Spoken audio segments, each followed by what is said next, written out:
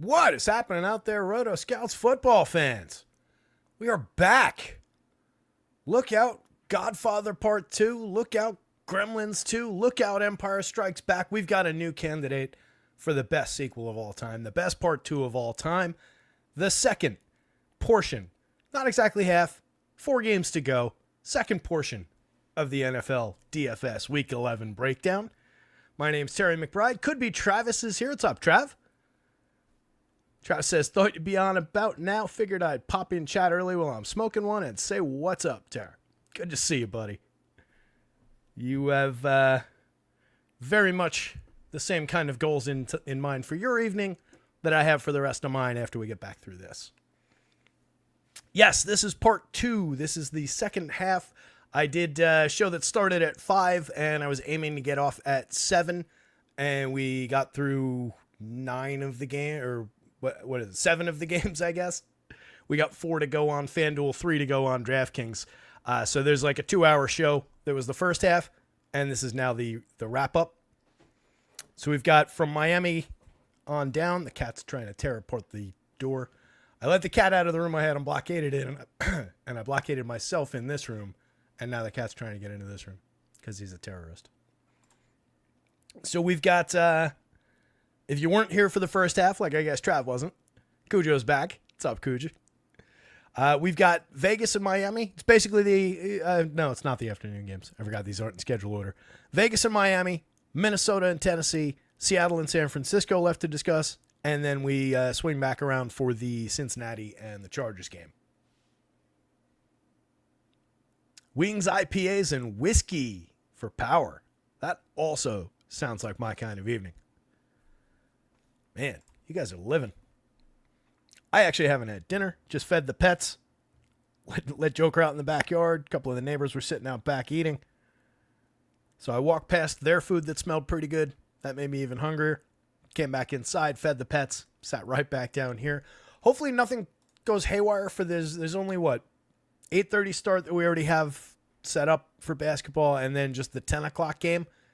And we'll be out of here in plenty of time to take care of that. So it shouldn't matter. If you weren't here for the first half, I'll throw some of that back on the board just real quick. And what we can do just to kind of summarize is I can scroll down through the games and just reference like the stack rankings. Right, so that Atlanta-Denver game, I think Atlanta's super playable as far as how they rank out for points. But 19th by points per dollar, probably better off as just grabbing individuals. Kyle Pitts stands out as a decent option at the tight end position. Doesn't really rank out great as a stack, and Denver's defense benefited from playing some bad teams, but also is not bad and has held up even against some better teams and is playing in a home game, kind of a close point spread. They're favored by 2.5. So I don't love the Atlanta upside for a runaway kind of performance by them. Don't really love Denver outside of some Cortland Sutton one-off. Maybe some skinny stacks of Bo Nix, Cortland Sutton, but not much else really popping for Denver. Excellent Baltimore team. I like this game a decent amount. I think there's upside potential for Russ Wilson and a couple of his receivers to succeed against what is a gettable Baltimore pass defense. And Baltimore's got the opportunity to shut down that Pittsburgh rushing game. So I think we could see a back and forth contest here that fulfills that 48.5 point total. It's only a 3-point spread. Baltimore, one of the best scoring teams in football, easy to get to them. They rank out better than the Steelers side does, 5-6 on DraftKings, 6-9 on FanDuel. Steelers just 14, 15, and 17 on the FanDuel slate, but I think they've got a little bit of sneaky upside beyond this. And at worst, I like the Steelers' potential to at least hang with Baltimore through the first half and a bit of the third quarter before Baltimore pulls away maybe, and maybe they keep it close all the way down. I don't not like Audric Estime at all, Trav. I just think a lot of options on the board. I do have him as the highest end of those 3 running backs, but I think Javonte probably claws back a few more touches than he did in their last opportunity. I flagged Jaleel McLaughlin during the last show to actually lower him a little bit. But I don't know between these two, as bad as Javonte's been and as decent as Audric Estime has looked, I do think that he's kind of won the lead job, but I think it's going to be closer to like this kind of a split. At least right now, between the two, if anybody deserves shares, it's estimated. If anybody is going to get a little bit of an uptick, you might see him end up above 10. If you see him coast above 10, that means I like him a little bit more than I do right now. But I don't love the job share, and I just don't love the productivity that ground game has put up in general this year. So I think there's definitely spots to move around. The Baltimore side looks great for stacking and for individuals. Pittsburgh, I think you can get away with some stacks of Russ with two of the pass catchers, or Russ, one of the pass catchers, obviously. I don't like the ground game on Pittsburgh at all. Cincinnati and the Chargers will get to, but there's some premium rankings as far as the stacks go on the FanDuel slate. That game's on FanDuel only. Cleveland, big-time buzzy team. They are ranking out well for points per dollar, but I've got them a little bit lower projected. A couple points here, a couple points there. I think about a point there. I think Njoku I actually might have a little bit ahead of the average. Maybe Jerry Jeudy as well. But these three guys, I think I'm a little bit further behind where some of the other places in the industry are. I think it's warranted. I don't really have that much faith. New Orleans hasn't been a good defense, but as we talked about on the first half show, they have 12 interceptions on the season. Decent secondary as far as picking off the pass, and that's Jameis's big red flag is throwing interceptions. So if he's going to be throwing interceptions, I don't love the upside for Cleveland to be able to fully deliver on their value if they're going to lose a few possessions to turnovers. It's not a guarantee. I don't think Nick Chubb has been that good since coming back. He's run into two pretty decent defenses out of the 3 games he's been back, but he's averaged less than 3 yards a carry. That's completely unacceptable. Nice story. Not a lot of production yet. He's going up against a rush defense that he should be able to succeed against. 31st ranked, 5.1 yards per rush attempt. I don't love Cleveland here. I can see the value. Again, as a stack, there's value. I think they're better as a collection, so better as a stack than they are as individuals. As individuals, I like David Njoku. I think you could definitely play some Cedric Tillman, especially with the way that he rates out for points per dollar as a standalone. That's totally fine. I don't love the downboard options. They don't really have a good down-the-field receiver in these downboard options. So it's limiting to what the actual ceiling plays look like. And as I said on the first show, you're really going to be building the same lineups as everybody else that goes to Cleveland because you're going to be splitting up shares of those 5 guys. And that's it. There's not a lot of depth here. So as a stack, there are limiting factors to it. New Orleans, Alvin Kamara is super interesting. Outside of that, I don't love it. They do rate out well as a point per dollar stack, but I think that's a little bit artificial just because of some really low prices. But if you're going that direction, I would go like Carr, Kamara, and then an MVS dart, maybe a Ced Wilson. I think there's actually sneakily more depth on the New Orleans side, at least for some downfield pass catchers, and then the monster opportunity for volume that Alvin Kamara delivers. So there's a ton there. It's just, I don't know what the Cleveland side of it looks like. Travis says one side out there has his projection as high as 14.86 for estimate. Is that for, who are you talking about? I am at what, 9 and change? Yeah, I am just below 10. 14 is, that's giving him basically all the touches.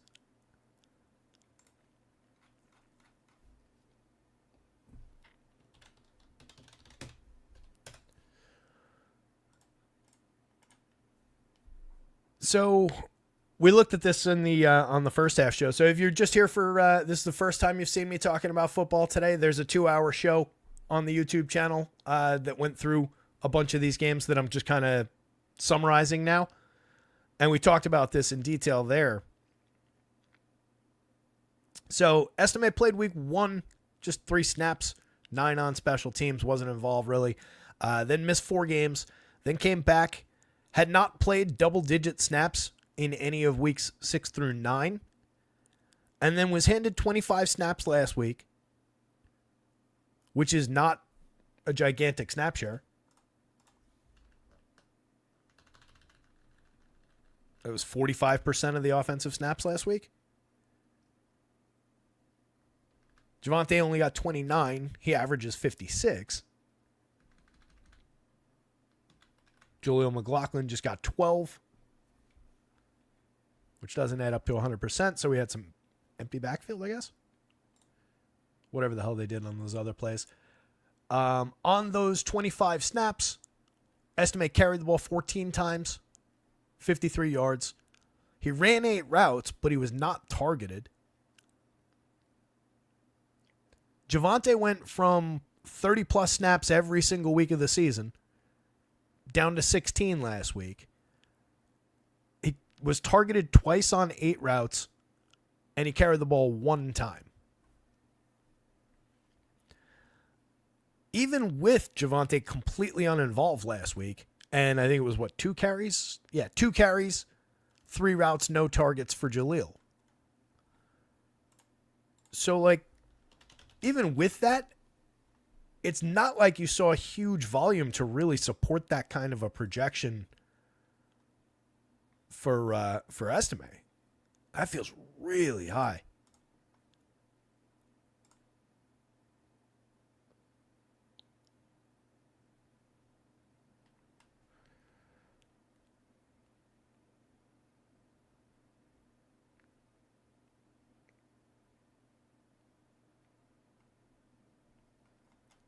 Let's see.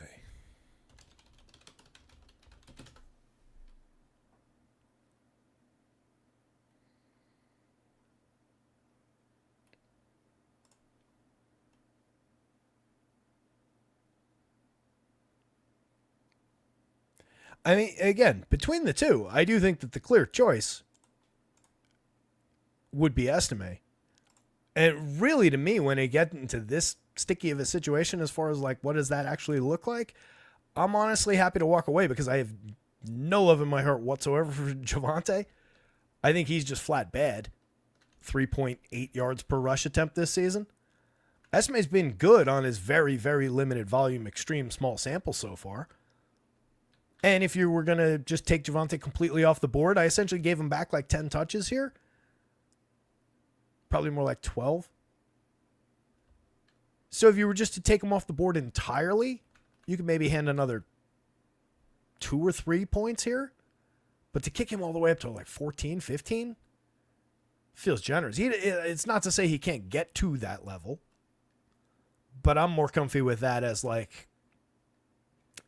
standard deviation on top. He might gain ground, especially because I'm going to unwind a little bit out of McLaughlin. But yeah, I don't know that he belongs as high as that number you're mentioning. Probably a little higher than I have him. Which do I still have the projections file open? I'll flag him as well, just so that I remember. So keep an eye on the updates. Watch where it goes.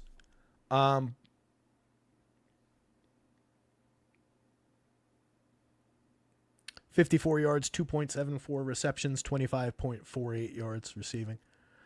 So that's essentially last week's game.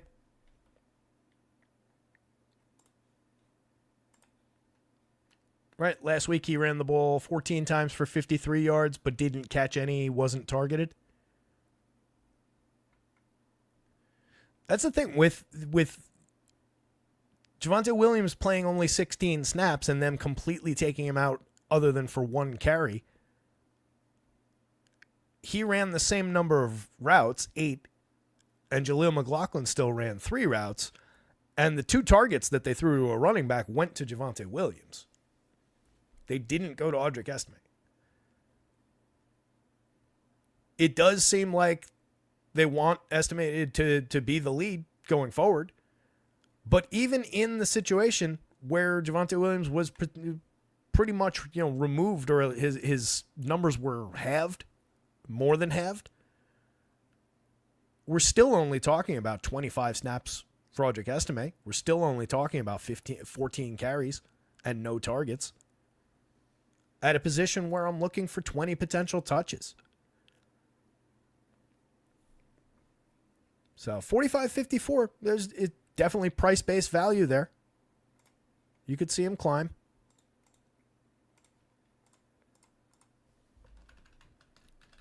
So right now, he's 23-14. These are entirely playable numbers already. If you give him too much more, he's just, RB1, RB2. I don't know that he deserves that.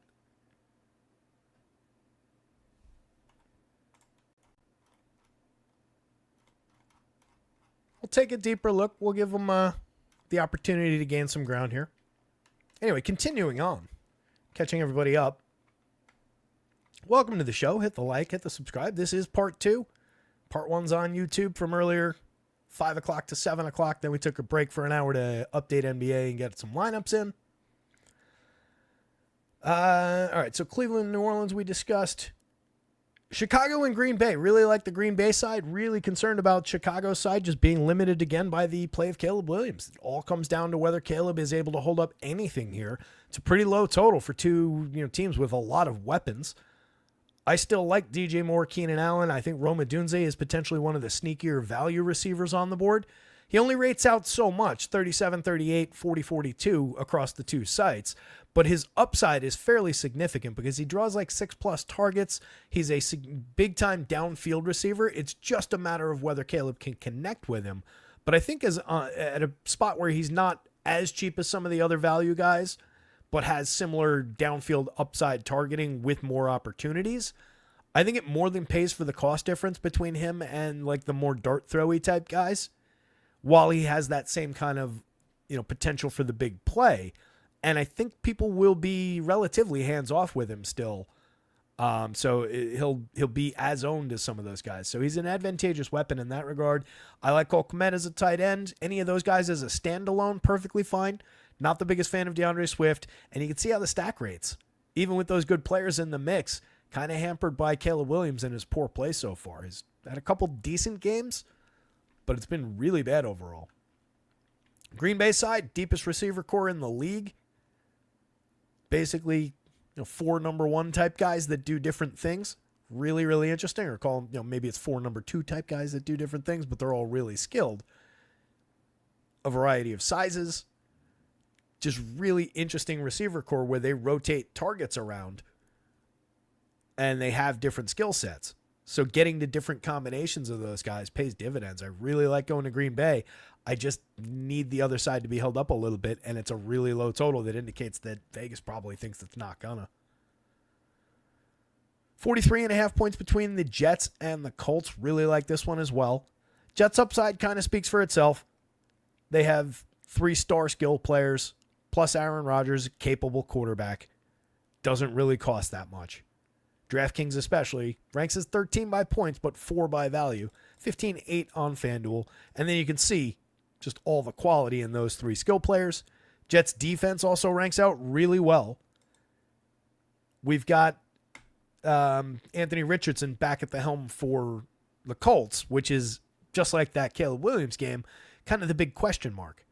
Is he able to help keep them in the game, help keep the Jets side scoring, and then more to the point on his end, deliver some scoring of his own for the Colts? I like Richardson being so cheap, and you can see right here, he's quarterback 1 by points per dollar on both sides. It's not a huge projection. It's just a reasonable one. 9th, 12th across sites by raw projection, but he's super cheap. The idea of getting him that cheap and pairing him with Alec Pierce in skinny stacks, just as a 2-man skinny stack with monster big play upside. Alec Pierce has a 20+ yard average depth of target, and Anthony Richardson has the arm to hit him on 50-yard passes, 60-yard passes. We've seen them do it. So there's big play upside there. There's also, we took 4 shots at Alec Pierce and he missed them by 15 yards on each pass. That's probably the more likely outcome. But that is a super cheap 2-man stack with some explosive upside, in which you can take then Devontae Adams at a, if you average it out, pretty significant discount and put him into that stack as the run back play. I kind of like going that route. So that's an interesting one, I think, to explore. It's also more interesting on FanDuel. On DraftKings, it's 7,200 for Adams, 7,100 for Garrett Wilson. FanDuel, 81 for Wilson, 74 for Devontae. Devontae saw 13 targets last week. Major upside for him. Major upside for both. Same with Breece Hall, but I prefer the pass game here. Definitely would have some Jet stacks in 150. Rodgers +1s are good. Rodgers +2s are probably better. Detroit ranks out as the top stack, basically across the board, third by points per dollar on FanDuel, but who's counting? That's also partly with the expensive running backs in the equation. Pick your poison between the two running backs. They both see 13 and change carries a game. They both deliver major touchdown upside. Jahmyr Gibbs is both more involved in the pass game and the better per yard gainer. But there's definite scoring potential in both. And on DraftKings, where you've got a significant discount on David Montgomery shares, he's really interesting.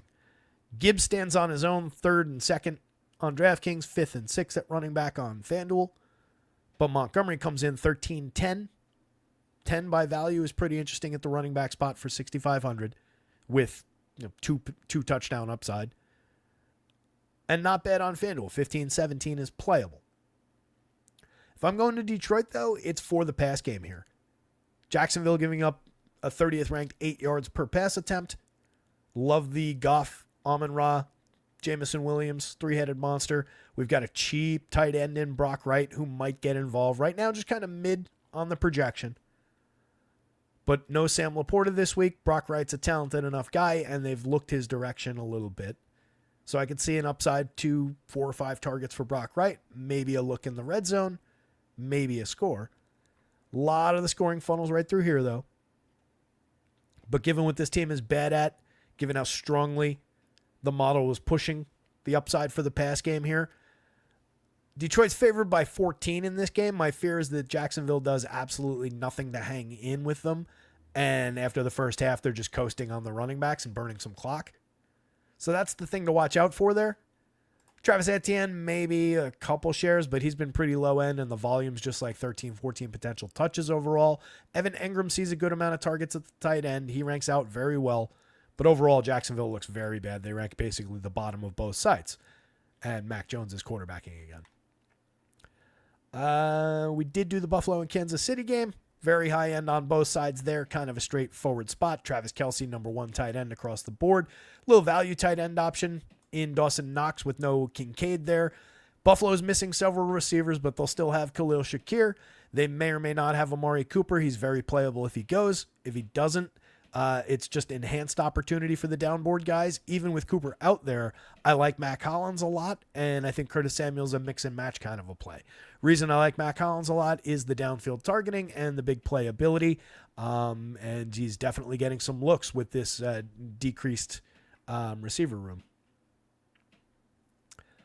On the Chiefs side, it's very straightforward. Kareem Hunt looks pretty good here, going up against a Bills defense that's allowing 4.9 yards per rush attempt to rank 30th overall. He's been a volume monster, and he's got several 100-yard games and multiple touchdowns since coming back. DeAndre Hopkins and Juju Smith-Schuster, as well as Xavier Worthy, are good pairings with Patrick Mahomes, along with Travis Kelce, obviously. Downboard from there, it's just a few targets for each of Noah Gray and Samaji. Every now and again, they get involved for scoring. Limited mix and match type guys down the board, but obviously two teams that are going to rank out very strongly as far as our stack rankings go. The Rams look good on their side of this one. New England, not as much. We went through this one as well. Rams carried very much by Puka Nacua, Cooper Kupp. Kyron Williams, not great in a per attempt sense, but sees a ton of volume. So it supports his upside. He's a decent option as far as rushing touchdowns go. So he's always in the mix for shares. He's better on DraftKings this week where he's cheaper relative to the cap. 79 versus 92. He's just expensive on FanDuel, honestly. And that's going to catch up with him, especially with both of the big receivers back and demanding targets on the snaps that they're all out there for. It's going to cut into his significant volume. We saw that a little bit in his rush volume last week. Still got over 20 potential touches, but was more limited for carries than he's been in any other week. Demarcus Robinson gets more interesting as a downfield option with both Nacua and Kupp on the field. That frees him up to just get downfield and potentially catch a big play, but he's dramatically limited as far as those opportunities actually go. The other two just command so many targets. I really don't like anything about New England. They're going to be pounding Ramondre into a rush defense that's decent at stopping the run. I don't really like the upside for their passing game. They've been a little bit better with Drake May, but not really in a standout sense. I think he's kind of more hampered by throwing to Demario Douglas, Keyshawn Boutte. It's not a great receiver core that he's working with. They rank 11 and 13 by points per dollar. If you need to get cheap, maybe you can mine them for some options, but it's not a great stacking spot. And then, was this where we were? Yep, this is where we were. We're caught up. That was a really long, really slow version of one of those. If you missed last week, here's what happened on Cheers.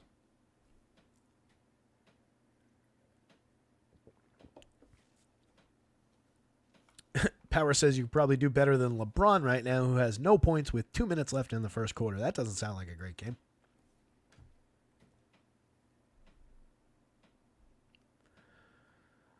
Let's see how I'm doing here.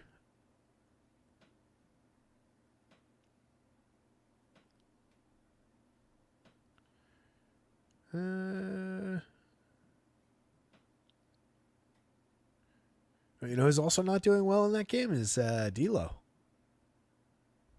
Not a lot from D'Lo so far. Zach Collins, 40+% owned on FanDuel. AD's off to a good start. Ingram's off to an okay start.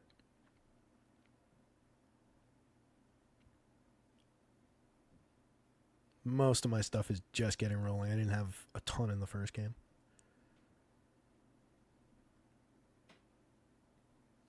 Anyway. So getting into this Vegas and Miami game, 44-point game, but Miami favored by 7.5. The Miami offense really, needs to find its rhythm. We have, let me open these back up. We have obvious, excellent skill players in this game. So there's always reason to, at the very least, consider standalone options from among these players.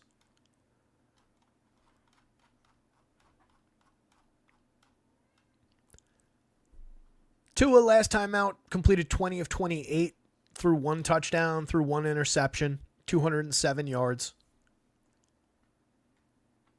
25 of 28 for 231 with 2 scores, no interception in week 9. 28 of 38 for 234 and a touchdown, no interception in week 8. These are not those blow them away explosive numbers that we were getting out of this same Dolphins offense last year. At the same time, on the ground, it's been the same limited experience, and I think there's a cause and effect there. We're seeing Devon Achane. Come on. 4.4 yards per rush attempt, 11.7 carries per game, just 2 touchdowns on the season. The yards per attempt is not terrible, but it's also not gigantic. He's got 1 20-yard run that also broke, I guess, for more than 40 yards. The explosive plays haven't really come as frequently from these running backs as they did in most of last year's games. Raheem Mostert, even more limited, just 3.9 yards per rush attempt, carrying the ball 9.2 times a game. He's got 2 rushing touchdowns on the season. Last time out, played just 8 snaps, didn't carry the ball. The week before that, 14, carried the ball 10 times for 56 yards. Scored his 2 touchdowns, but gained just 19 yards on 9 carries in week 8. Been really weak this season. But again, a lot of it was Tua missing for a big chunk of the year. So everybody's numbers were just held down by just completely inept quarterback play. Most particularly when they could zero in on the running backs. Just bottle them up because they weren't afraid of getting beaten by the pass at all. Tyreek Hill caught a touchdown last week, but 3 catches for 16 yards. Hasn't been over 100 yards since his week 1 game. 7 catches, 130 yards, and a touchdown that week. 2 touchdowns on the season. Waiting for that big explosive Tyreek game. Jalen Waddle hasn't been over 100 yards since week 1. 5 catches, 109 yards. No touchdown that week, but at least got to the 100 yards. They looked like themselves that week 1 game. Both Waddle and Tyreek over 100 yards. Decent performances. Since then, Waddle hasn't even been over 50 yards. Oh, no, I'm sorry. He caught 3 for 57 in their last game. He has 1 touchdown all year. The 1 touchdown came on 2 catches for -4 yards in week 9 against Buffalo. It's impressive. It's been a version of this offense that is not what we expected. Did they have the ability to come roaring back to life any given week? Absolutely. Is there still a ton of talent here? Absolutely. Is Tyreek Hill saying that he's playing hurt because the cops beat him up? Absolutely. So there's a lot going on here right now. They're going up against a defense that ranks 21st against the run. Could potentially help some upside for A-Chain to find that explosive play. Between the 2 running backs, I like him clearly a lot better. Got him mostly getting full running back status now. 6.8 yards per pass attempt, ranks 9th. Vegas been all right against the pass. No real threat, though, as far as rushing the passer. 17 sacks on the season, just 5 interceptions, just a 20% pressure rate. So you can envision some success for Tua. Overall for the season, he's completed 72% of his passes, 31 attempts per game, 6 touchdowns against 4 interceptions. He's a little mistake prone from time to time. Potentially comes with the head injuries. But there's a lot of upside in getting a Tua Hill Waddle stack when they're low owned. On this slate, I wouldn't expect them to be among the highest owned teams. Let me check. See where we're at. We're taking our time going through this now. Part 2, if you weren't here for part 1, check that out. Thumbs up that one. Thumbs up this one. Check out rotoscouts.com. Access to all the projections at RotoScouts under $1 a day. Chan's getting a pretty decent chunk on DraftKings.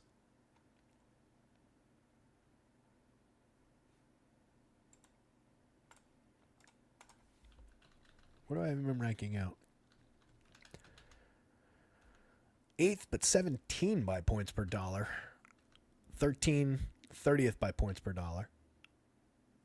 It's a better DraftKings opportunity. I was looking at the wrong line. Sorry, that was Tyreek Hill. I was like, how is he that low points per dollar? That doesn't make sense. 10th and 7th on DraftKings makes a lot more sense. He's still a better DraftKings play. What I was going to say is that his involvement in the passing game bumps him up a little bit more on DraftKings in the scoring format. 10th and 7th there, 11th, 16th on FanDuel. So A-Chain for sure on DraftKings is interesting and playable at worst on the FanDuel slate. But he's going to be highly owned. More so than I expected when I pulled this up. 5 touchdowns overall in the season, 3 in the passing game. Everybody else on this team is basically unowned. A little bit going to Jonnu. Decent chunk going to the defense. Tyreek sub 5, Tua sub 5, Jalen sub 5, Mostert sub 1.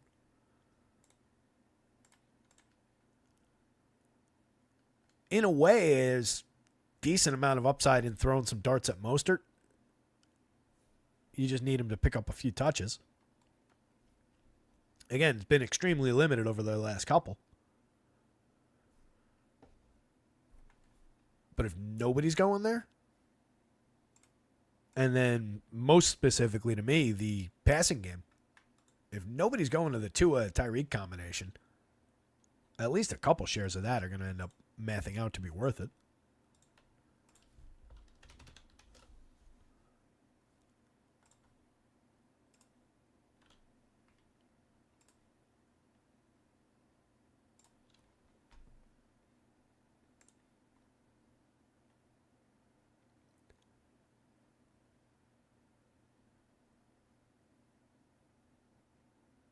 Mostert not on the injury report. It's just a roll issue.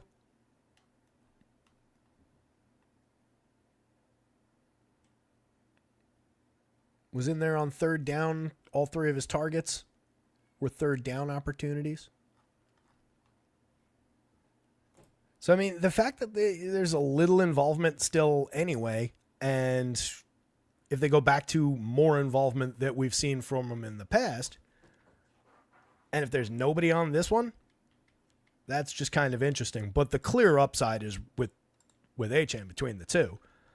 And then again, with nobody going to the passing game, Tua ranks as QB 10, 8, 10 by points, 8 by points per dollar on DraftKings, 11 but 19 by points per dollar on FanDuel. He's a $6,000 quarterback on DraftKings. There's more upside than that. Pairing him with Tyreek for 74 or Jalen Waddle for just 59, not uninteresting. Both those guys rank very, very playably across sites. Even as standalone options, both those guys rank out pretty well. Jonnu, not a bad option, but slips out of the top 10 across the board. He's 38.51, very cheap. He's been definitely involved this season. 1 touchdown on the board for the year, but drawing 4.9 targets a game. 14.9% of the air yards, the next biggest chunk after the near 40% that goes in Tyreek's direction and the 22% that Jalen Waddle draws. Outside of those two guys and Jonnu, Odell Beckham barely involved. 1.6 targets a game. He saw 2 the last time out. He's gained 4.0 yards per target. Now, no scoring yet. Nobody else significant in this offense. So it's another team where it is somewhat shallow. But the fact that all the ownership's basically just going to him and they're leaving these guys on the board for us, with Jonnu picking up a little bit of ownership, it's a reasonable stack that's a little bit maybe off the beaten path. It ranks as stack 7 by raw points on DraftKings, 12th by value, 10th and 21st on FanDuel, because again, they're much more expensive on FanDuel. So it's much more of a DraftKings idea. The Vegas side, don't really like it all. I do like Brock Bowers as a standalone tight end. Ranks as tight end 4 by points on DraftKings, 3 by points on FanDuel, 14th by points where he's 5,800 on DraftKings, but 6 by points for 72 on FanDuel. A little bit of upside for value there. Very good rookie tight end, first round pick.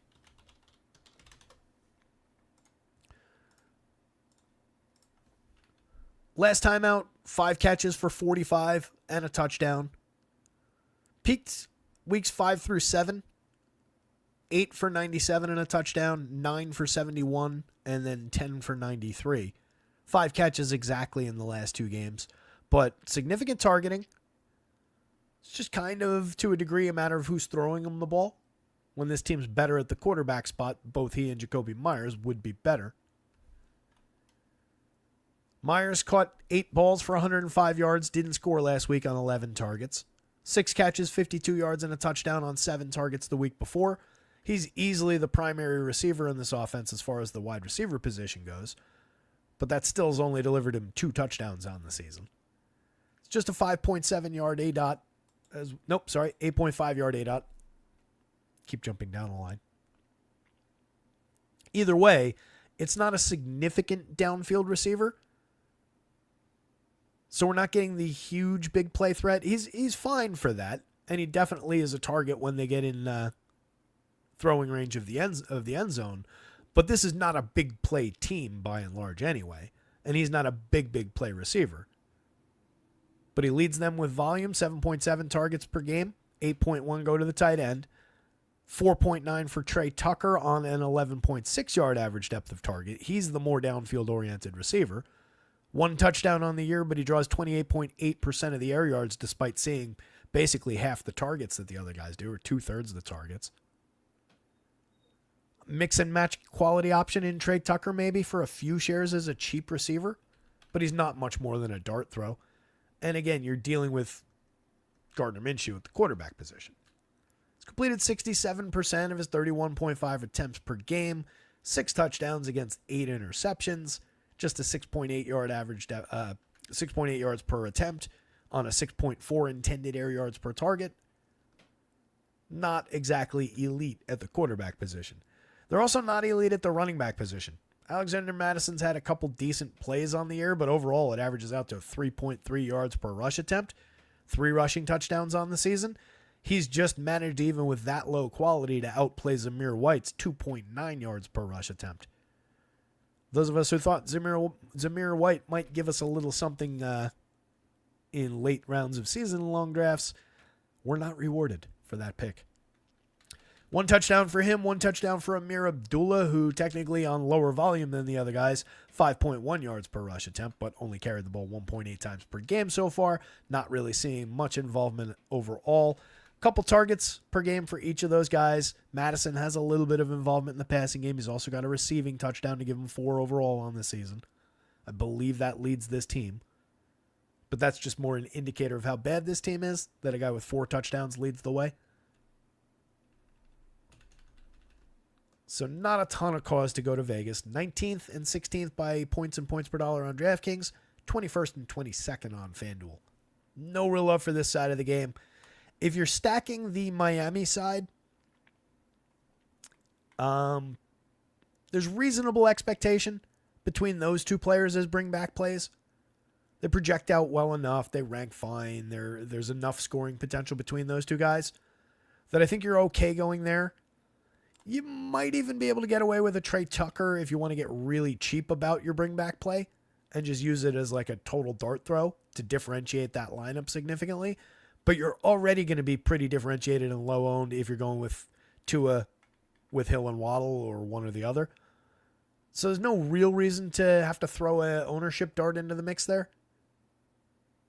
But he's loosely viable for that. Tyreek, top potential bonus guy. 2 games to go for DraftKings. Again, part 1 exists. Different YouTube clip. We had to take an hour intermission. Had to take care of basketball. But we're back in Minnesota, Tennessee. This is yet another of those games where it really is going to come down to Tennessee's ability to hang in a 40-point game and push the upside for scoring. They're 5.5-point dogs at home, going up against a good Minnesota defense. 11th against the run, 4.3 yards per rush attempt, 6.2 yards per pass attempt. They've been elite against the pass. Ranked 2nd overall as far as yardage. They've been good with... Let me close this up. Nope. That opened that one.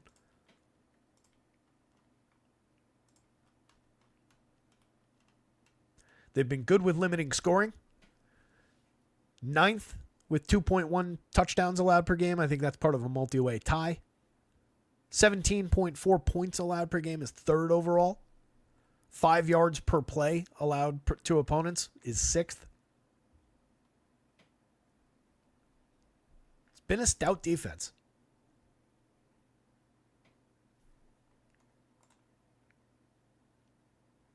I read the wrong side of this again. 3.8 yards per rush attempt. 3rd, not 11th. 3rd.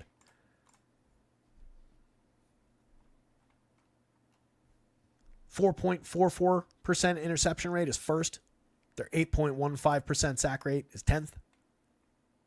This is a good defense. And we're going to grind Will Levis into it. Yeah, Calvin Ridley is really fast and still good and has had a couple big plays. But, again, good defense. 15 picks on the year. They're good at getting to the quarterback, so there's going to be pressure on Levis. I just don't see the upside for them to push any scoring potential here. So I do think it's artificially just kind of limiting to the upside outside of them just, running up the score. It seems like it's going to be more of a pay off a skinny stack maybe in the first half. Connect for a couple of touchdowns in the first half and then sock the game away in the second half and chew up the clock.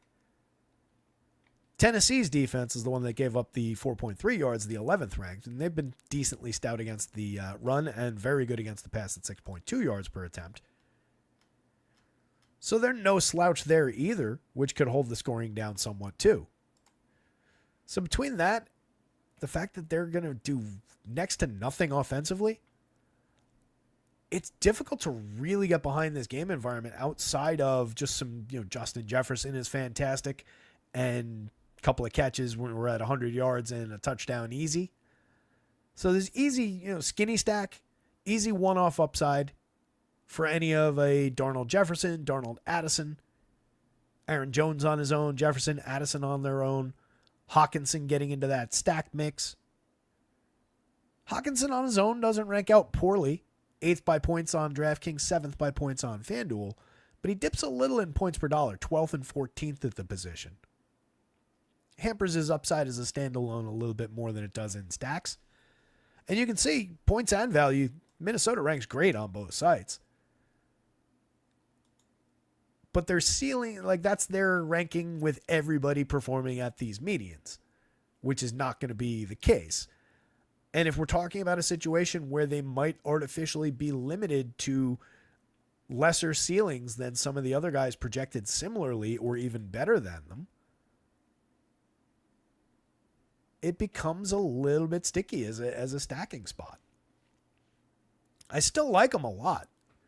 I still will have some. But I don't know how much we get from the Minnesota side.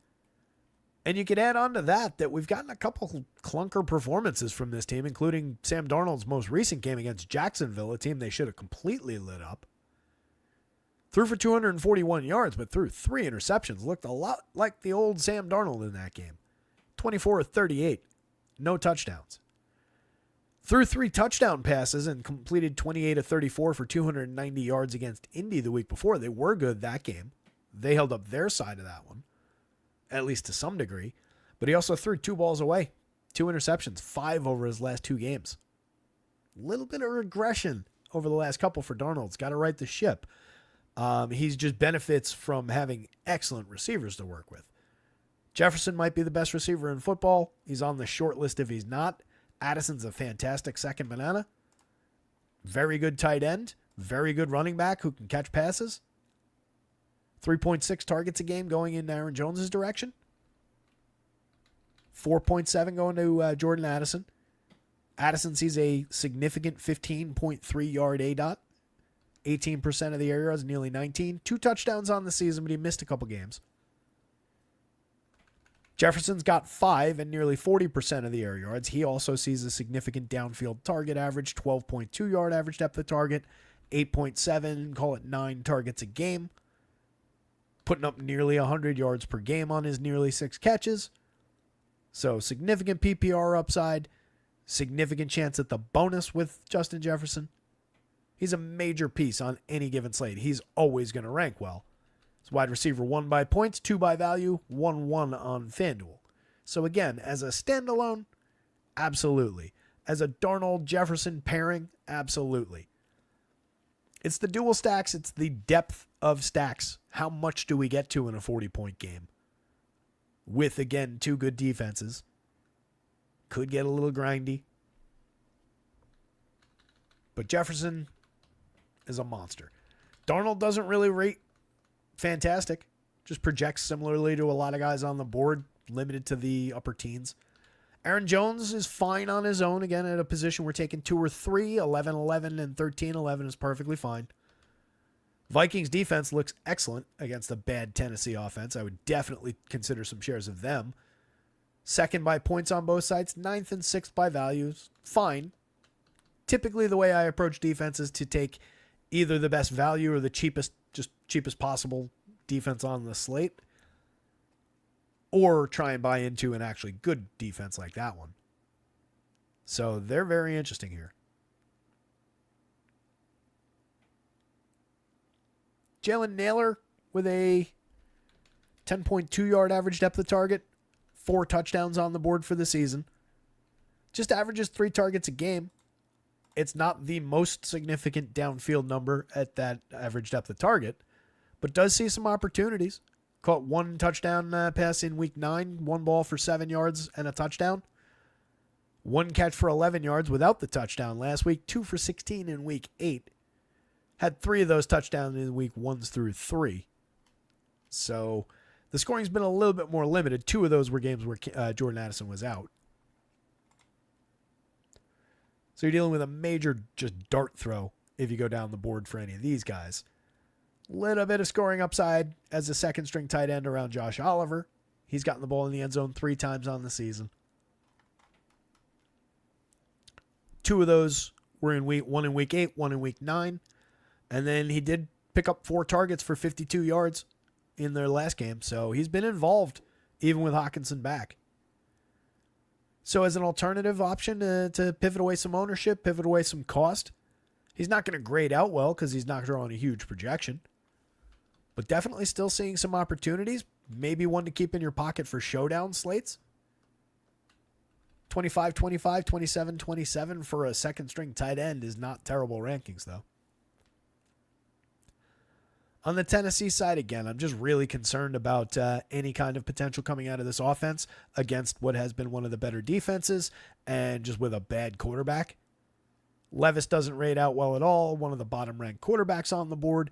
Calvin Ridley on his own is perfectly fine. And yeah, he has to draw some of his scoring from connecting with Will Levis, obviously.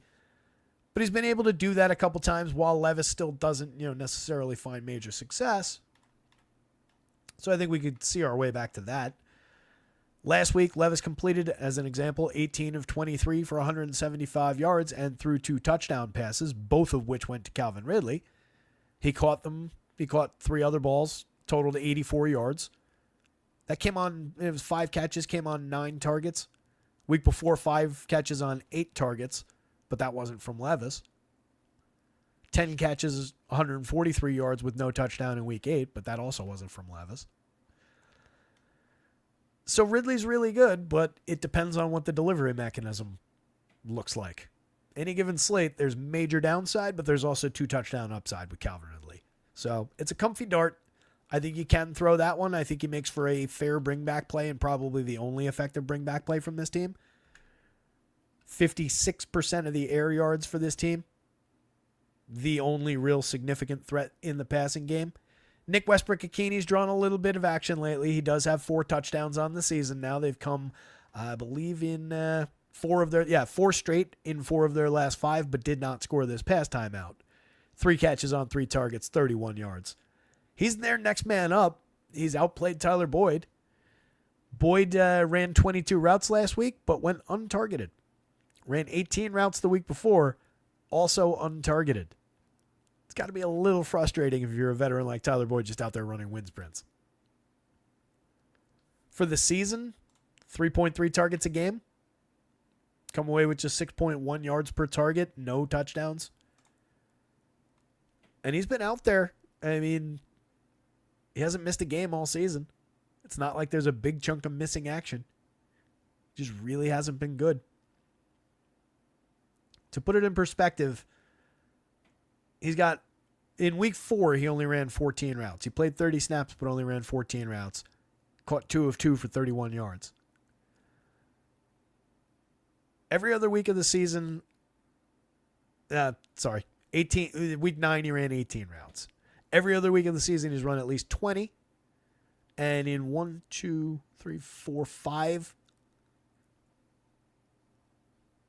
5 of his games, he's run more than 30.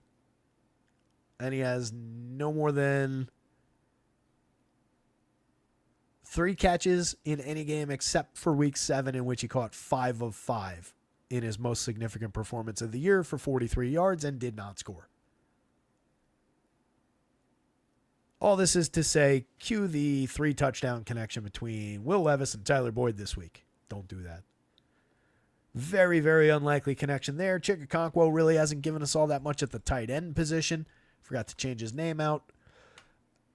Chigozium. 1 catch last week on 1 target for 14 yards. 3 for 38 the week before on 4 targets.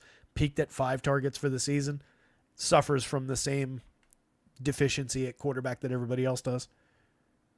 It's not an untalented tight end. It's just there's been no volume. There's been very limited scoring opportunities. He ranks 13th by points per dollar, I guess, for just 3,000 on DraftKings.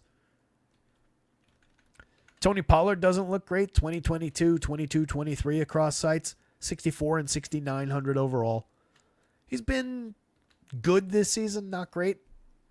Started out looking really good. 16.8 carries a game, 4.4 yards per attempt. That's fine, but just 3 rushing touchdowns. 2.2 before, 2.2 after, split between, dead even. Split on his 4.4. Little involvement in the passing game. 4 targets a game gives him 20-plus potential touches. It puts the volume right where we want it. And he's not expensive for that many potential touches.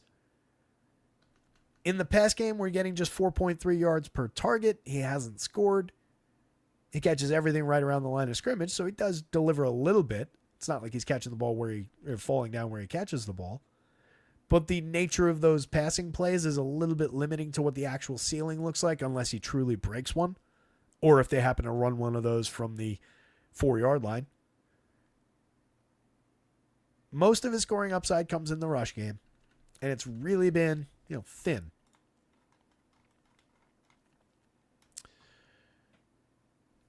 Did pick up 7 red zone carries in week 9 against New England. Ran the ball 28 times, monster volume for 128 yards, but didn't score despite the 7 red zone carries. One red zone carry last week, but ultimately only carried the ball 9 times for 44 yards. Picked up 4 of 4 in the pass game, but only 19 yards. No touchdown, obviously. The volume can come and go. He had the 2 consecutive weeks, 20 carries, 28 carries.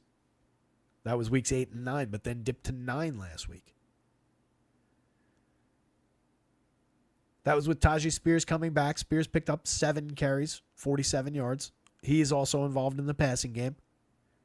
Caught 3 of 3, but just for 4 yards. His output's been more limited this year. His involvement's also been more limited. Just 6.7 carries a game, 2.5 targets, 4 yards per rush attempt, just 5.3 yards per target. You know what it is? It's not that it's further over, like I said in the first show. There's extra lines here now. There used to just be this box. At some point, I accidentally dropped those 2 lines didn't used to be there. That's why I keep jumping to the wrong spots. Anyway, Spears, just limited involvement. Projects out just fine for the touches he's going to see. Running back 26, 23, 28, 27 across sites. Titans defense could potentially get a little bit sneaky. For points per dollar, they are fairly strong. Again, I'm typically looking down toward the bottom of the board for just who's the cheapest with a little bit of capability. And the Titans definitely fit that bill. Their big problem is going to be Minnesota's got some elite scoring potential on their side. But I don't think as a value defense that they're a bad consideration. 2,300, 3,500, very, very cheap. Downboard, there's really nothing to talk about. No volume. Nobody rates out for anything. Very strongly Justin Jefferson, your most likely bonus guy, but don't sell Aaron Jones short. Again, Jonesy, 4.6 yards per rush attempt, carrying the ball 15.8 times a game. Picks up 3.6 targets a game. Catches most of them. Limited for scoring so far this year. 2 touchdowns on the ground, 1 through the air so far. But averaging 72 yards a game, and if he picks up an additional 4 or 5 carries, you could get there.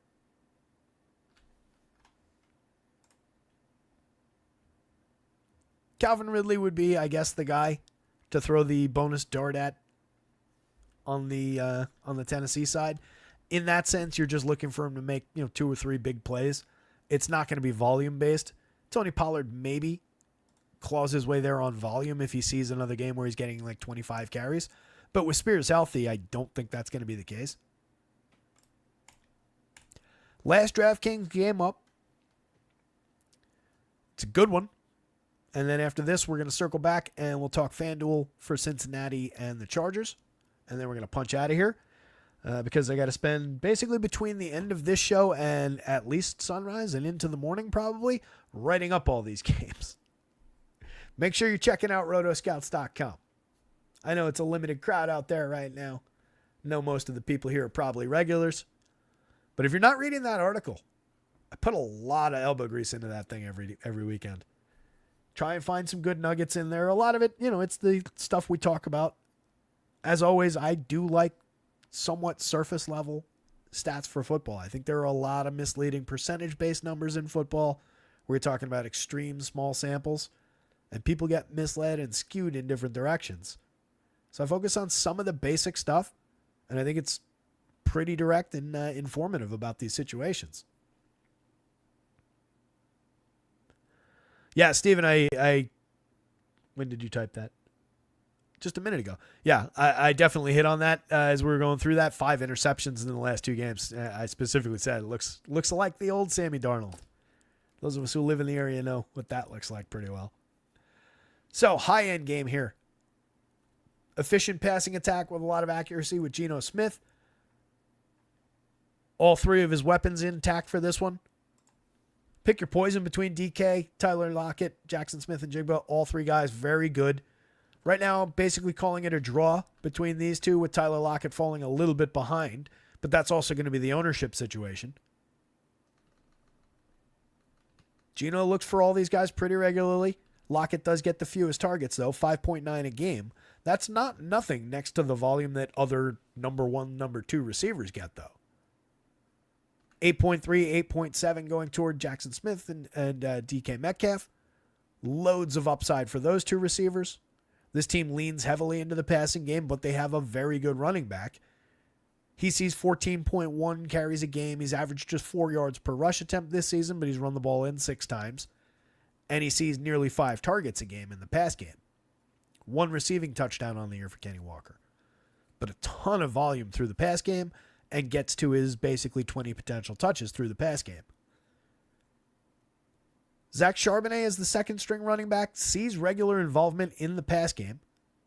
Even with Kenny Walker getting his regular targets, Charbonnet averages 3.4.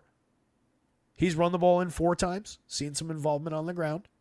6.8 attempts per game, though, and just 3.5 yards per rush attempt.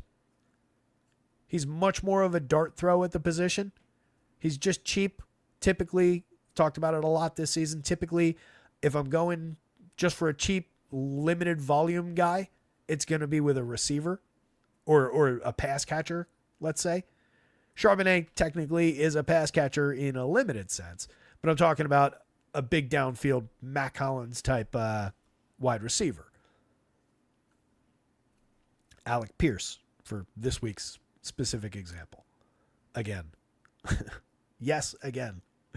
So Charbonnet doesn't really hit the board for me. Running back values like that are limited volume unless something really happens above them on the depth chart don't really hit that hard for me.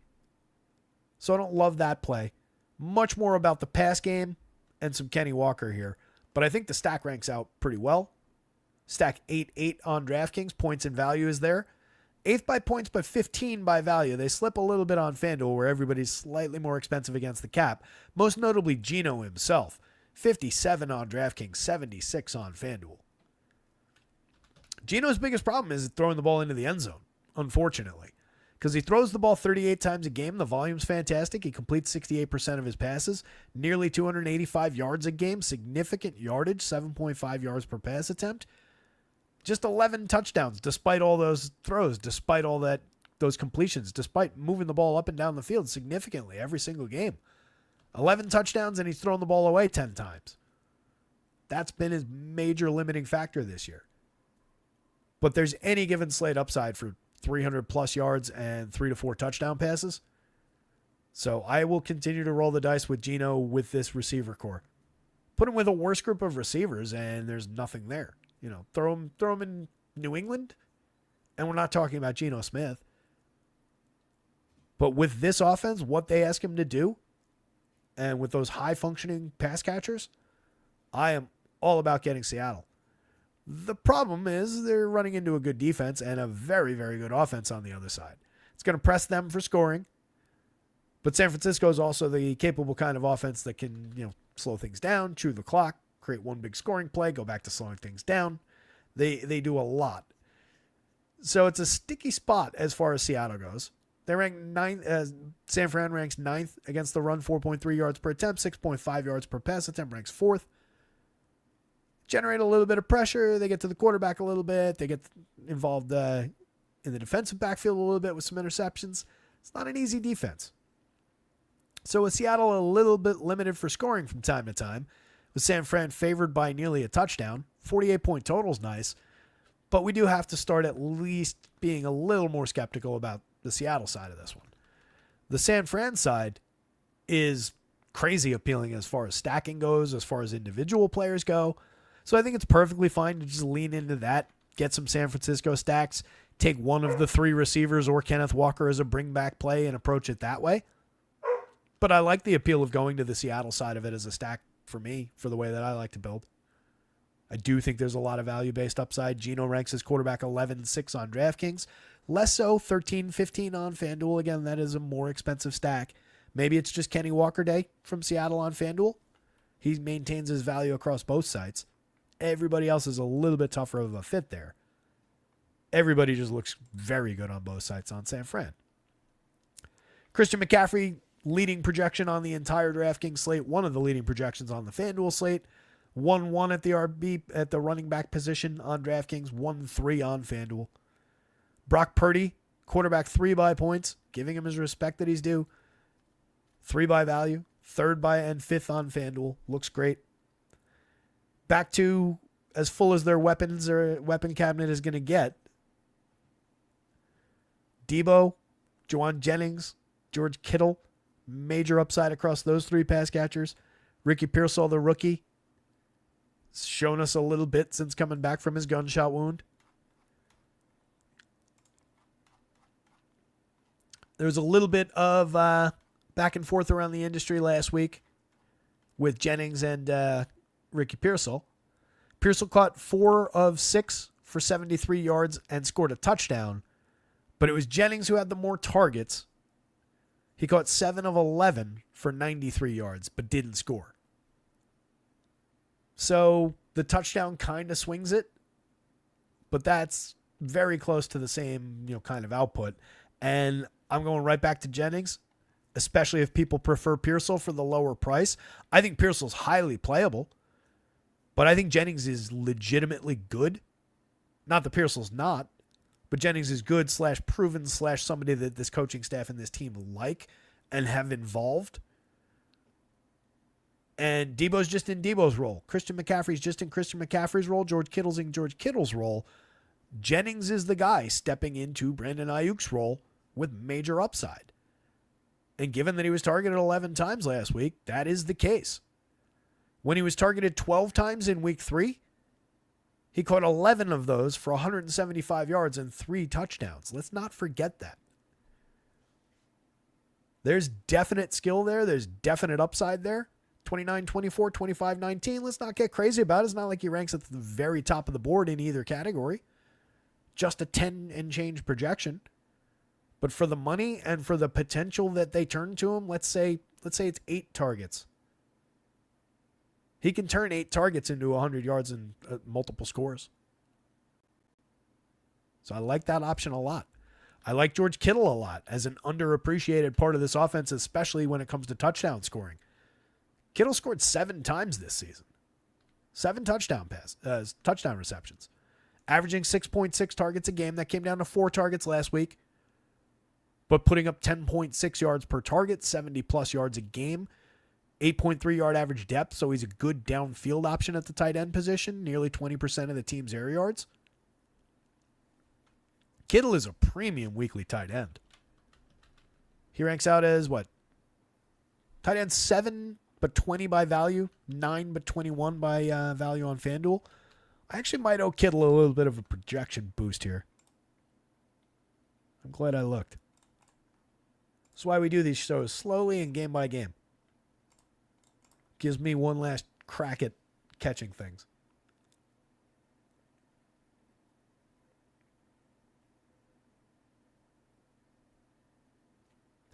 Yeah, I owe Kittle a little bit here.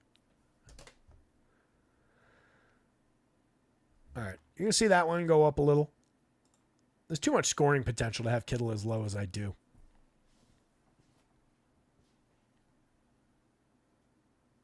He's going to go up a little bit. It'll be most impactful like when I re-rank and you look at the rankings tomorrow morning. He'll be higher in the raw points, and then this will climb probably into like the mid-teens. He'll still look a little bit shaky as far as the points per dollar value, but I think his raw scoring potential outweighs any concerns about cost. He's just a decent, like not extreme pay-up option, just a guy that you're happy to pay for the touchdown scoring potential. Jordan Mason kind of relegated to a backup role, but explosive upside still. As far as like dart throw running backs, he'd be a guy that's on the board for me from the skill set perspective, but I just don't think there's going to be any volume to speak of there. You're talking about maybe 4 or 5 touches, maybe. Juszczyk just relegated to a couple of targets a game here and there, and not every game, limited. So really with San Fran, it's not the deepest group in the world, but it's got probably the highest peak among anybody. It's an extreme high-end group. They rank as stacked 2-2 on DraftKings, 2-2 on FanDuel this week. So again, taking shares of, let's say, my favorite way to approach it out of the gate, based on everything I just said, would probably just be to go like Brock Purdy, Jennings, and Kittle. Or if you prefer Pearsall for a little cheaper and you wanted to go Purdy, Kittle, Pearsall. I don't know that I would go Purdy, Jennings, Pearsall. If I was to do that, I'd probably just upgrade and try and get either Debo or Christian McCaffrey in one of those spots.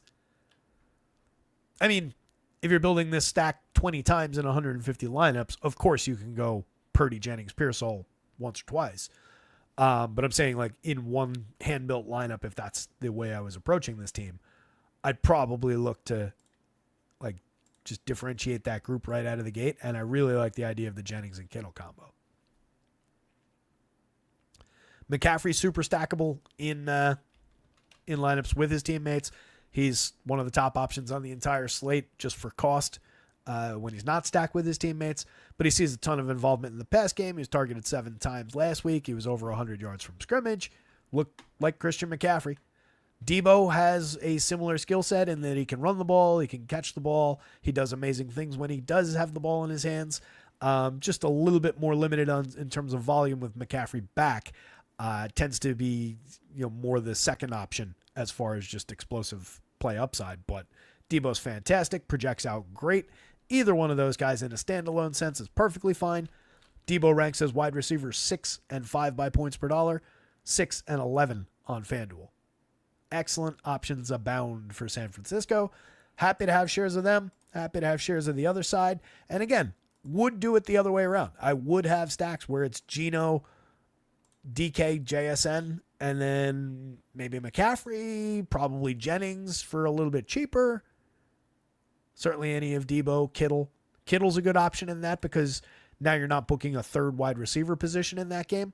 So you could go Geno, wide receiver, and then a bring back tight end, which is also why they're running back with Christian McCaffrey there. But then you're just going to, a very popular, very expensive running back, where Kittle probably a little bit underappreciated again. And Jennings just going to be underappreciated and inexpensive.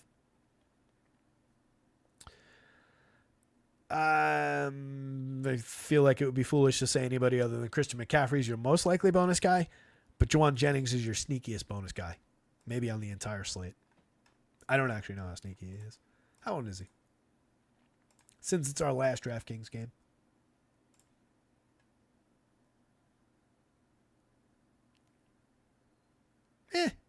He's the lowest owned out of that group of wide receivers and running backs. God. All right.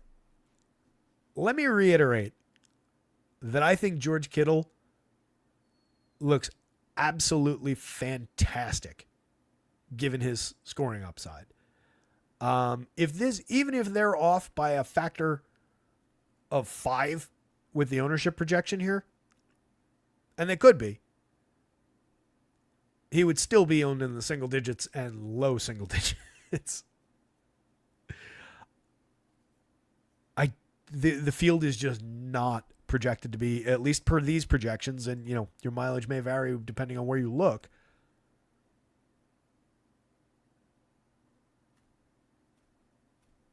Where do they have him points wise? That's interesting. They've got him lower fantasy points than I do without a bump. So that's why he's not coming up for them. If you project him higher, he would come up for a higher ownership projection, but he is going to be the lowest owned out of everybody from McCaffrey, Debo, Jennings, obviously Purdy. They have him lower owned than Pearsall. Pearsall also very low owned. But to the original point, Jennings is in the 8 to 10% range. Really like the Jennings option, but now absolutely love the Kittle option. That's DK ownership at 8,000 on FanDuel.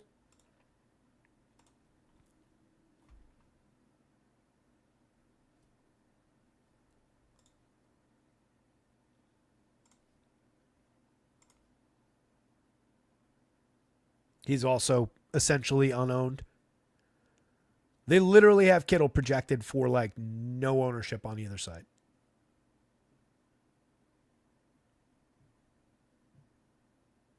Jennings sub 10. Purdy sub 10. McCaffrey significant. By far the most popular. Debo number 2. The fact that he's not very popular and he's not at all popular, even with McCaffrey back, Debo back, George Kittle still possesses significant touchdown scoring upside. In last week's game, he was targeted 4 times. He caught 3 of them for 57 yards and a touchdown. Those guys were back for that game. Week before, he caught 6 passes for 128 and a touchdown, 6 for 92 the week before, 5 for 58 and 2 touchdowns the week before that, 8 for 64 and a touchdown, and so on and so forth. Back through the entire season. Back through his career. It's not like this is some random schlub of a tight end that was suddenly productive for a few weeks while these guys were all out, and now he reverts back to schlub form. It's George Kittle. He should be higher. That is a great target for one-off tight end shares and in stacks of this team. And that thus ends the George Kittle rant. So cue him up to scratch right after a lock. Last game up, FanDuel only. DraftKings folks, you are dismissed and appreciated. Or you can hang out and just party. Hit the like button on your way out. Make sure you subscribe. Check out rotoscouts.com where everything's under $1 a day for access to all of NBA, NHL, NFL, MLB, and whatever else we come up with along the way. This game is only on FanDuel. It is between 2 pretty decent teams. Chargers, pretty good defense all season. Cincinnati, pretty good offense all season. Pretty bad defense. Well, mid-board defense, let's say. As far as the scoring side of things, the Chargers, not great, but Vegas likes them to hang in this one. Just a 1.5 point spread, and they're favored in a home game. 47-point total. Star-laden Cincinnati Bengals with Jamar Chase and T. Higgins both on the field.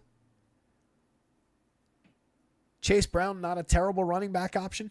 Mass out at running back 8 by points, but running back 1 by points per dollar. 6,800 on the FanDuel slate. 9,600 for Jamar Chase. Can't stop him. Wide receiver 3 by points, 6 by points per dollar. T. Higgins 10 by points, 8 by points per dollar. They're better collectively when T. Higgins is on the field.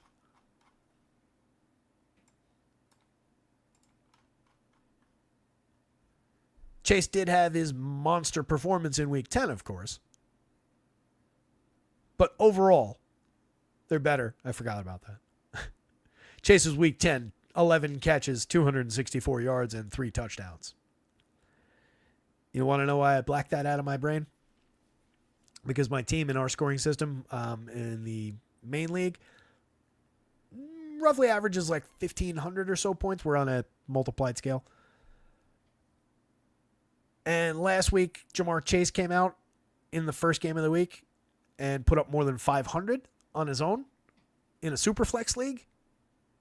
So I figured, this is going to be a 2,500 point week and get me right back up toward the top of the league. This is going to be great.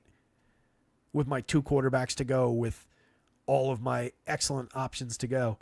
And we went right back to 1,500 points. The rest of the team completely let me down. I think I got like 150 combined points out of my 2 quarterbacks. There's Kirk Cousins and Darnold. Not great.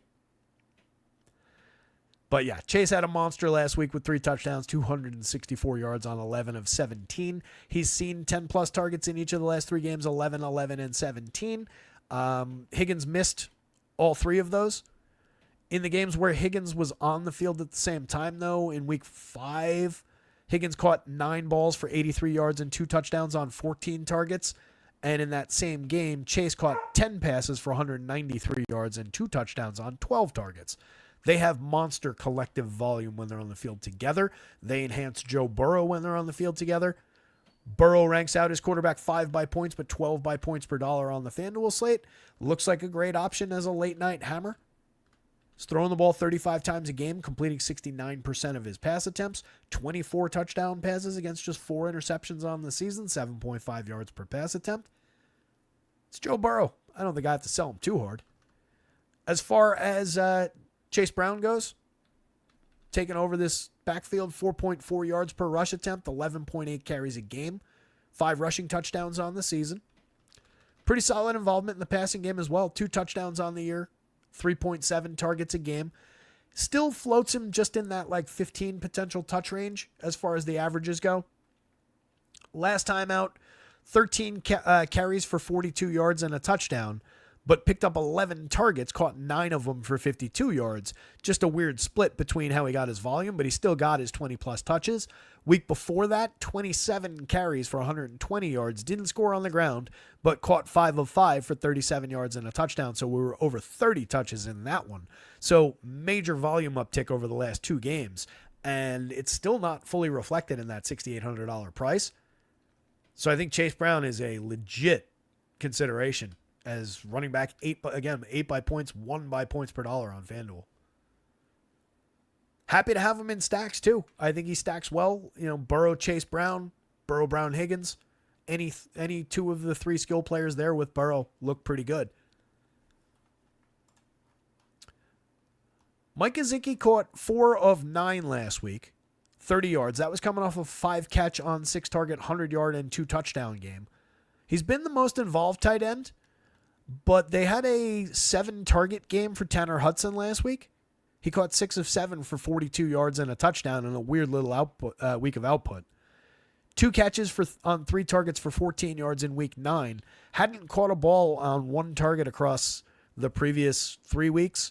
Had missed weeks 2 through 5.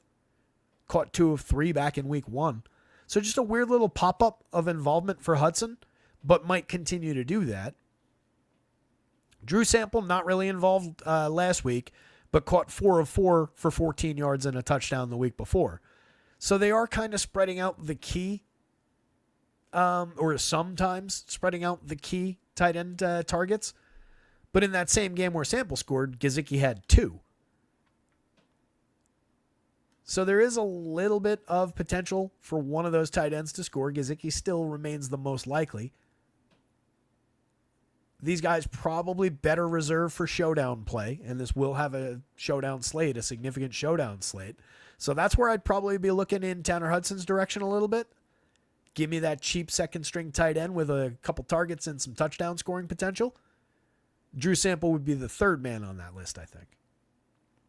Andrei Iosivas steps into a significantly reduced target setup, but what he does still have is a little bit of downfield action. Last week, 2 of 4 for 29 yards. In the weeks where T. Higgins and Jamar Chase were on the field, he saw just limited targeting. 1, 2, 3, back down to 1. But they were all deep looks. He had a 20-plus yard catch in each of weeks 4, 5, and 6. 2 catches for 36 yards in week 6. And then failed to catch his week 7 target, and then we're back to T. Higgins being out. So while his involvement is more limited, he does still have a little bit of big play upside to him for a cheap price. It's not extremely cheap, though. 55, kind of floating in that mid-range because he's been involved with when Higgins has been out. On the Chargers side, we get them going up against a Cincinnati defense that's allowed 4.2 yards per rush attempt to rank 6, 6.9 yards per pass attempt to sit in the middle of the league. A little bit of pressure. Not really a huge sack rate. Doesn't really rival the sack rate that we're seeing on the other side from the Chargers defense. But they've been okay in terms of limiting yardage against. The Chargers overall have allowed 13.1 points per game to rank 1st in football. The Bengals, despite being decent at limiting yardage, have allowed 26.2 points per game to rank 26th. They've also allowed 3.2 touchdowns per game to rank 30th. That's why I just struggled a little bit in describing their defense before. It's a little bit break, don't bend. in that they can limit yardage but not scoring.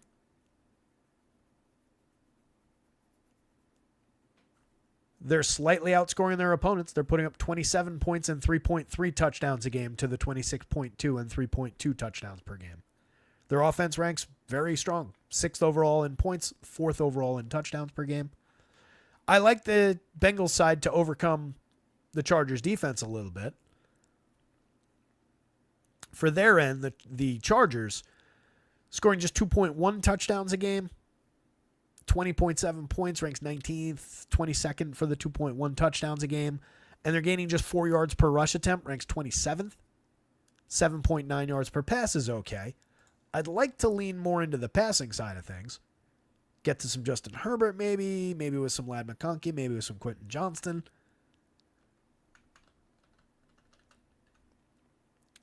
Herbert's thrown 11 touchdowns against just 1 interception on the season, but that's not great volume this deep into the season as far as your touchdown passing goes.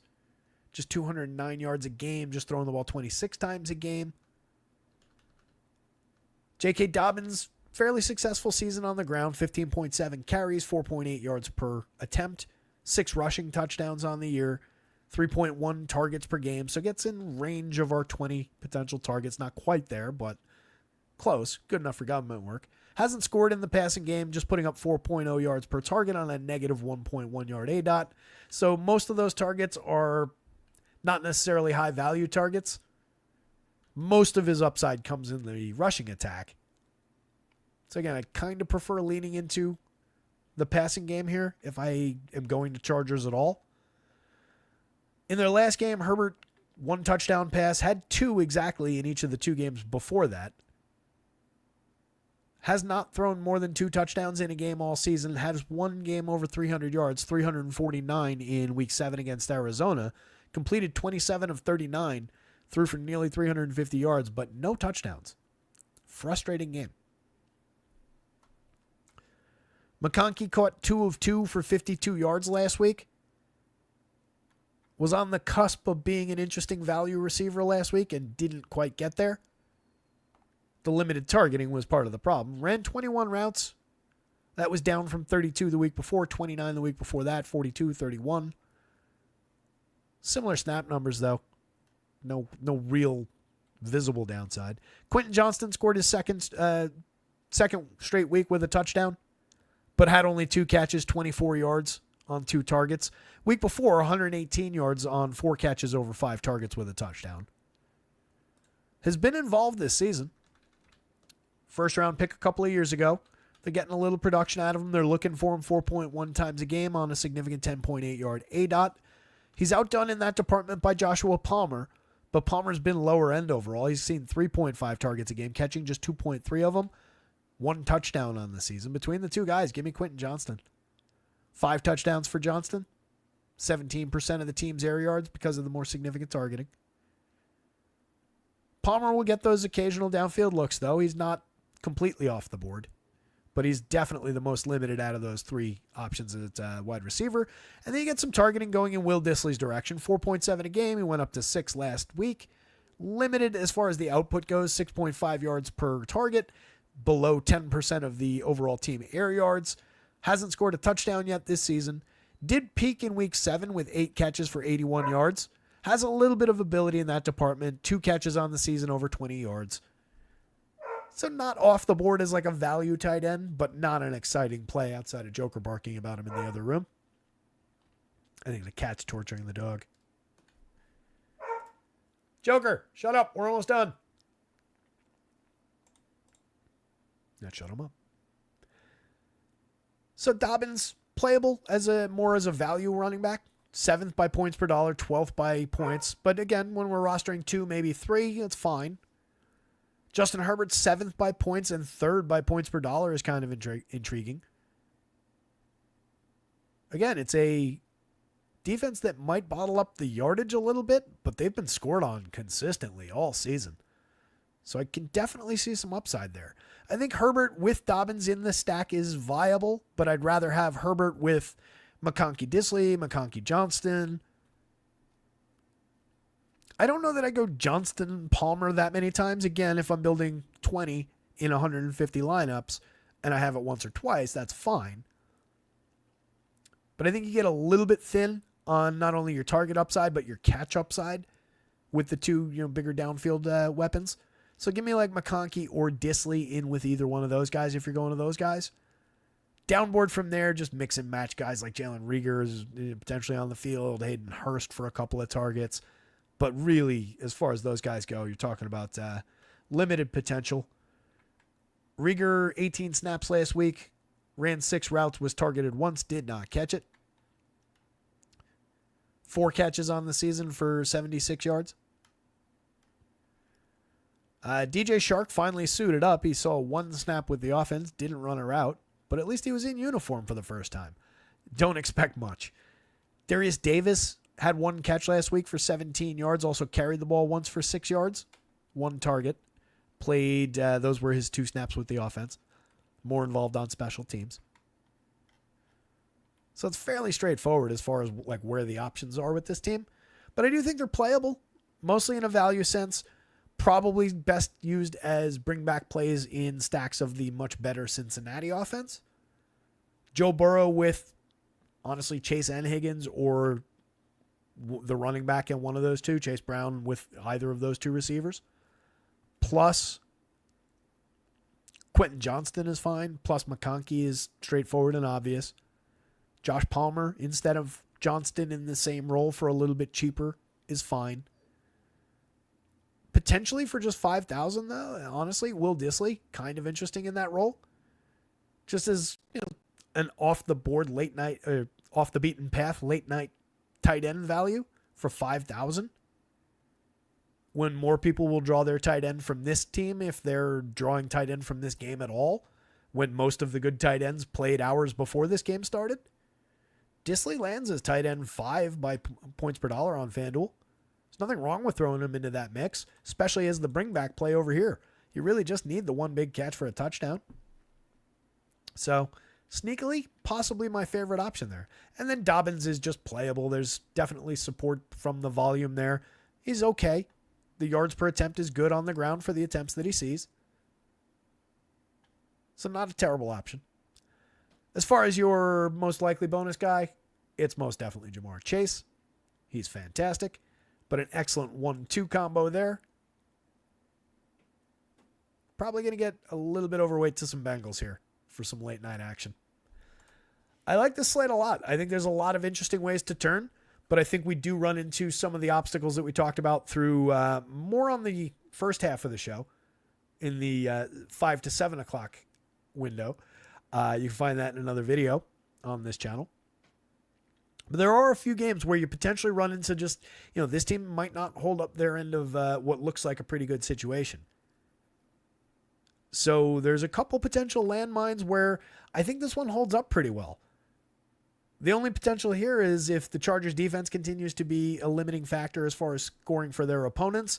And then if Cincinnati's just, somewhat limitations in the yardage has an impact on the Chargers' ability to move the ball enough to find scoring, then maybe this one plays to the under and doesn't end up good at the end of the night.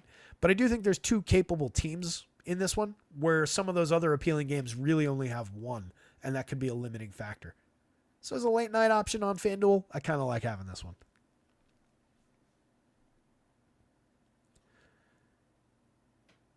Dennis says my favorite recaps are the ones from Arrested Development. Everything about that show, pretty fantastic. I've been binging Cheers episodes on Paramount, and they do like elaborate previously ons. That's why I said Cheers when I did that. But yeah, AD would have been another good one. Vikings took a giant dump on my lineup. Yep, I know. I had them too. And I had, like I said just before, Darnold is a key player in that season-long league. But yeah, that was not a good performance by that passing attack. But you don't look back and say, oh, man, last time I made this size of a bet, it came up black. I shouldn't do this. I shouldn't bet on red this time. Got to just go for it. And I know you know that, Dan. WW Fresh, he's $8K on FanDuel, ridiculous price. I'm good. Who are you talking about? I know that comment was from like 20 minutes ago. Well, with that in mind, guys, 10 people here hanging out, watching the show, catching up on the second half, I'm sure, and more people over the evening, overnight. But let me punch out of here. It's coming up on 10 o'clock. I got a lot of overnight writing to do to get that game notes article in place. Make sure you're checking that out in the morning to reward my hard work. That'll be up on the site. Everything is still behind the wall right now. You can get access to everything, NBA, NHL, and NFL for under $1 a day.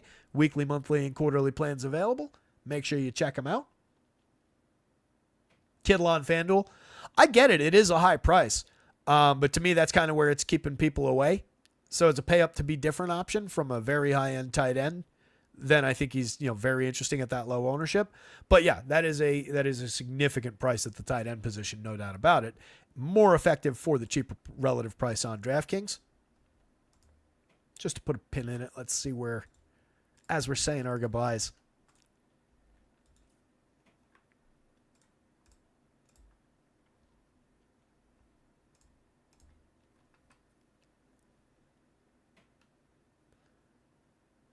So yeah, still the second highest priced tight end on the DraftKings slate at $6,000. Technically, that's landing at $720 for value, $921 for value. But like I said, I'm going to give him a little bit of a nudge. I think he deserves a little bit more than I had him projected for. So I expect him to climb. And the fact that nobody's going there with his significant touchdown scoring upside is what I get excited about. When I see a player with that much scoring potential at essentially zero ownership, then I think it's worth getting excited about. But yeah, that is a significant price tag, really on both sides, but more significant on the FanDuel slate. See the most expensive FanDuel tight end? He's got to be. Now that won't sort at the end of the show for whatever reason. He is the most expensive tight end on FanDuel, though. You can just eyeball it. As that sits there whining and Joker sits in the other room whining, waiting to go out or get fed or whatever it is that he wants, let me say my goodbyes. One more time, if you're playing this main slate, if you're not playing this main slate, you're a real weirdo for sitting here watching to this point. I got to say that much. I appreciate you. I'm glad you're here. But man, are you strange. Assuming you're playing this slate, good luck out there tomorrow. Somebody go win something. We will see you on Monday for basketball shows. We'll talk some football on Monday night as well. Later, gang.